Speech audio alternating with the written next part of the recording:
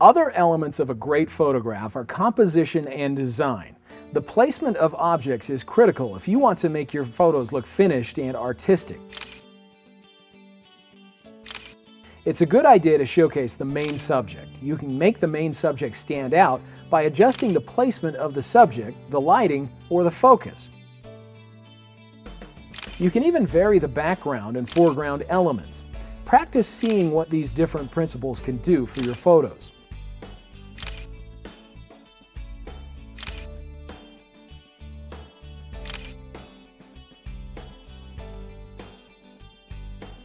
You should also consider the orientation of your photo. Do you want a vertical image or a horizontal image? Some subjects just look better vertically and others horizontally. It depends upon the look and feel you're going for.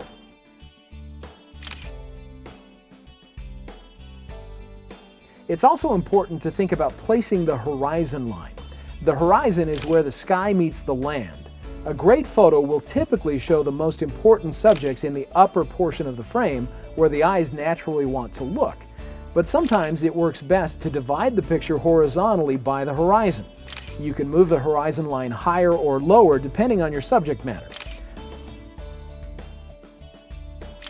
Another good idea is to place your subject off-center.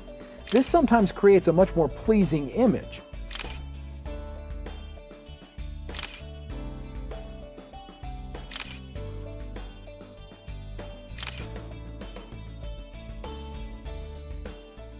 The rule of thirds advocates dividing your viewfinder into thirds, both horizontally and vertically, and then placing your most important subjects on the cross points.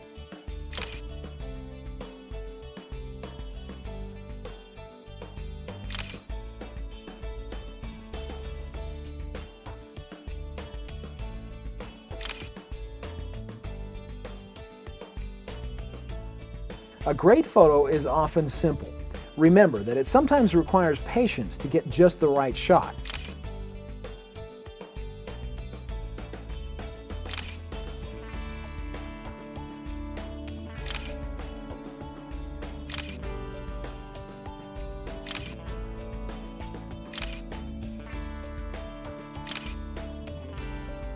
One way to direct the viewer's eyes in interesting ways and to make a picture interesting to look at is to notice the lines, shapes, and textures in your subject. Then apply composition principles to accentuate these things. Sometimes a great picture is waiting for you in the patterns and repetitions of daily life that often go unnoticed.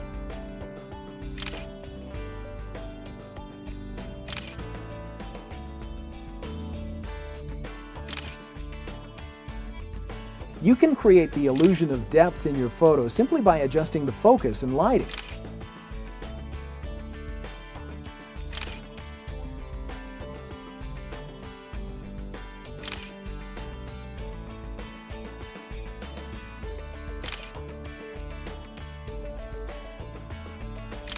Finally, use foreground objects and natural frames to enclose and give context to your primary subject.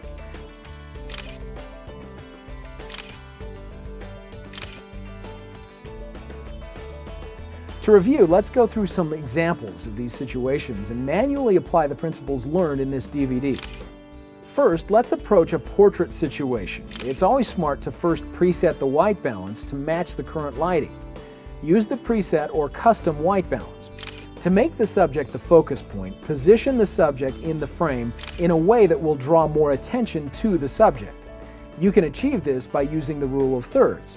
Make sure the focus point is correct. Another great way to give focus to the subject is by blurring the background. This effect is achieved by opening the aperture.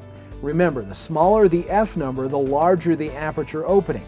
After the aperture is set, adjust the shutter speed to achieve a proper exposure. By letting in more light, you will create a short depth of field. This will allow your focus point to be in sharp focus, while the background will have a soft focus.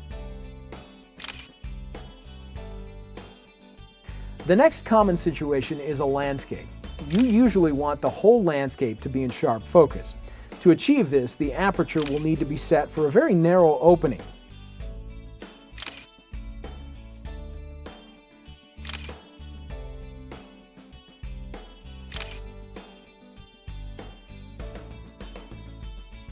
This mode will give you a sharp focus in both the foreground and the background. Then adjust the shutter speed to achieve a proper exposure. In this setting, the shutter speed can get pretty slow, so be sure to steady your camera or use a tripod to avoid camera shake. When taking pictures at a sporting event or shooting subjects with a lot of motion, it's a good idea to prepare your camera before the action begins. Here are some tips to help you prepare. First, preset your white balance. Second, switch your autofocus to AFC, so the camera will be constantly focusing on the moving object. Third, set your camera to continuous shooting mode, so when the action happens, you'll only need to hold down the shutter button. Last, position yourself to have the best angle for the action. If you want your subject to be in sharp focus, turn your ISO up to around 400 to 1600. Next, adjust your shutter speed relatively high, then adjust your aperture for a proper exposure. Take a couple of practice shots to fine-tune. Now you're ready for action. If you want to show a little blur or add aesthetic effect, slightly slow the shutter speed. Find the joy of digital photography that comes from making new discoveries and observing the world around you in creative ways. We hope you've enjoyed learning more about your Nikon D60 camera. We know this new information will give you enough confidence and know-how to take your photography skills to new levels. Remember, you can refer back to any section of this DVD at any time. Just select the topics you want to review from the main menu or table of contents. Watch for more QuickPro guides on using newly released cameras. You'll also find tutorials that demonstrate how to shoot great pictures of sporting events and family occasions, the basics of scrapbooking and portrait photography. Thanks for watching.